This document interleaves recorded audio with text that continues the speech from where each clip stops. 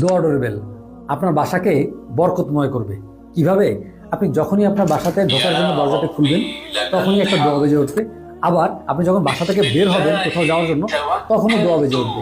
এরকম 25টা দোয়া কনস্ট্যান্টলি বাজতে থাকবে আপনি যখনই দরজা খুলবেন বা দরজা লাগাবেন। বিশেষ করে বাচ্চাদের দোয়া শেখানোর একটা কার্যকারী ডিভাইস হতে পারে এটি, কারণ যখনই আপনি দরজাটা খুলবেন তখনই একটা দোয়া বেজে উঠবে এবং আপনার বাচ্চাকে আস্তে আস্তে করে শেখানো যাবে যে এই দোয়াটা পড়া উচিত। যখন দোয়াটা বাজবে ঘর যেমন বরকতময় হবে, তেমনি পরিবারের যে সদস্যরা আছে শুনে শুনে কিন্তু দোয়াগুলো শিখতে পারবে। আমাদের এই দোয়া ডোরবেলটি লাগানো খুবই সহজ, চলুন দেখাই কিভাবে লাগাবেন।